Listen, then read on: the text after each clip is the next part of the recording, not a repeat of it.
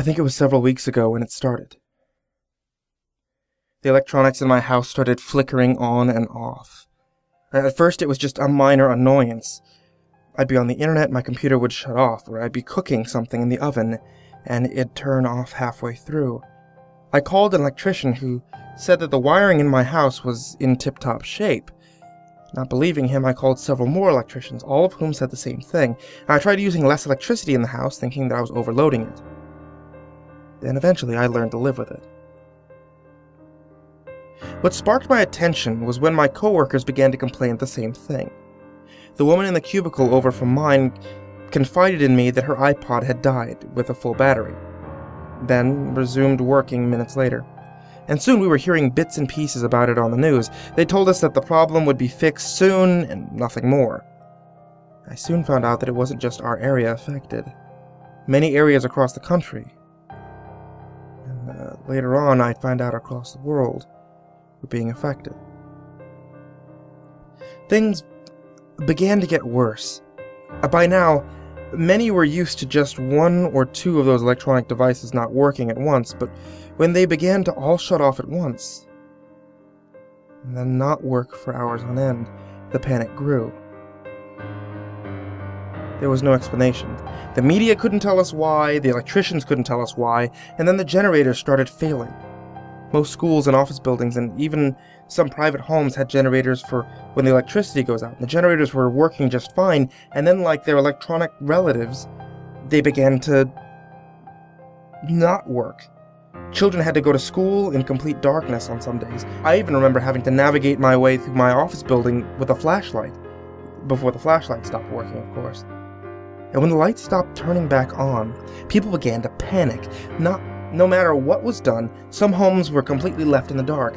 Panic set in. Without any media access, people were quite literally in the dark about things. And then the madness started. People started screaming that they were hearing or seeing things. And the woman in the cubicle over from mine had a manic episode. I assumed that it was fairly bad because she stapled her eyelids. Or so I heard, since by then our building had completely lost all power. Society began to break. Electronics kept our species in touch, in the light, and entertained, and without those things, we weren't seeing what was happening in the world. I stopped going to work. No one was really going anywhere anymore. People were staying at home, stockpiling food and survival necessities, taking care of their loved ones who were suffering from delusions. During the day, the only time where there was light now, I saw a man collapse on my lawn. I rushed out to help him, but as soon as I got near him, he started screaming and clawing at the air. "Oh my God, the lights! We need the lights! Turn them back on, please!" I was afraid to approach him. I took a few steps closer until what he said stunned me. "They'll come if we don't have the lights! Come for us all! Men, women, children!" I felt my hair stand on end. I'm a rational church-going man, but the way that this man was screaming, the way his eyes looked, I felt that he may not be just suffering from a delusion. I would have asked the man more, but he collapsed, his heart giving out to another attack. And he lay on his face in the light of my lawn. I didn't want to leave him there, but I couldn't call the police. And I'd never seen his face in this neighborhood. I ended up dragging him to the police station across town, even though I knew the cops wouldn't be there. And by the time I made my way back, the sun was setting, its yellow and orange light stretching over the horizon as night approached. I felt my hair stand on end again, as I rushed to my house, slamming the door shut behind me. An hour later, I was almost drifting off to sleep.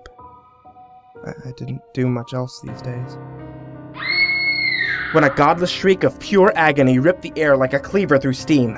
A blood-curdling scream coming from a few houses over, and I shot up in bed and bolted to the house. A few others joined me as we waited to see what was wrong. However, nobody came to the door. Nobody cried for help.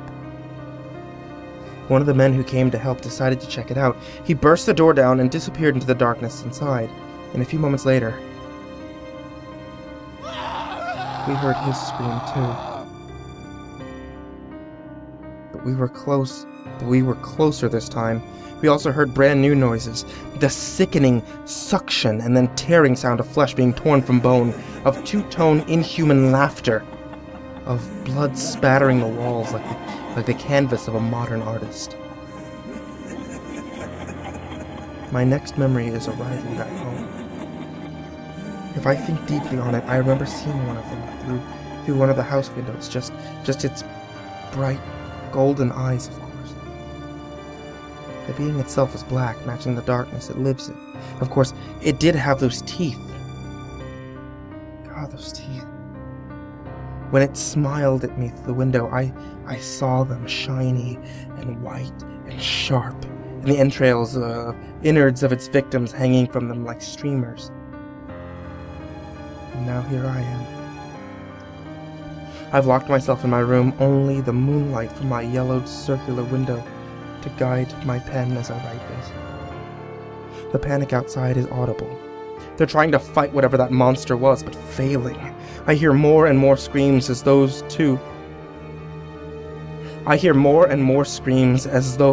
who were too brave or too stupid, one part brave, two parts fool, to run, attack the beast. I'm almost certain that if I looked, I would dry heave. I mean, the scent of blood was almost pungent in the air, even at this height. Could they really just take pleasure in killing these humans? I mean, what kind of monster would enjoy that? More crunching of bones, more blood staining the sheets. It's all I've had the pleasure of listening to for the past few hours. I'm surprised I haven't completely lost my goat yet. I've had time to think too. This is why we're afraid of the dark. These things are the dark, the worst of it. They're the reason that the children have to sleep with the nightlight on. Light kills them, and that's why they don't attack during the daylight, or whenever there's even the smallest amount of light, even coming from a computer screen. They're careful about appearing to humans. When it's not mealtime, of course. But now I know why everyone's afraid of the dark when they're a kid. I remember now seeing one of them out of the corner of my eye when I was 5 years old, and my mom told me that I was just seeing things, that it wasn't real, that it didn't exist. If I could hold out for a few more hours, the daylight will come. Maybe help will come. But they won't be able to attack me. I'll be safe. But that probably won't happen, since I can hear them downstairs. I can hear them as they run through the rooms searching for their next game, next kill, next feast. They're knocking over tables and chairs, tearing up the walls. They're coming for me. And that deadbolt locked door isn't going to hold them off. I'm going to suffer the same fate as the people on the street. The quiet thud of my pen dropping onto the bed jolts me upright. I toss the padded paper aside, grabbing onto the chef's knife that I had taken upstairs with me. I wait. I can hear their claws scraping at the door, tapping the knob and receiving a pleasant clinging noise, like when you hit a spoon and a pan together. I hear another two-tone giggle, one tone as pleasant and innocent as that of a child, and the other as dark and as sinister as the devil himself. I grip the knife that I had stolen from the kitchen on my way up, clutching it with a sense of false courage. I know that this won't do anything more than the guns did on the street, absolutely nothing. My knuckles are white. I know I should be focused on survival, but all I can think about is why? Why did this have to happen? What turned the lights out? Was it just our time as humans to go? Was it just time for our species to end? My thoughts were traveling at a speed I could barely comprehend, and then they all stopped as the horrific creaking noise of my door opening slowly tears through my pseudo-confidence, and my eyes meeting one of theirs. I dropped the knife, fingers losing their ability to hold on any longer. They're approaching me, moving slowly, their teeth curled in hideous grins, and I fumble for the knife, swinging it wildly as they approach. It moves through their bodies like air. It's funny. The last thing I remember is my mother telling me that they aren't real. That they don't exist. And you can't kill what doesn't exist.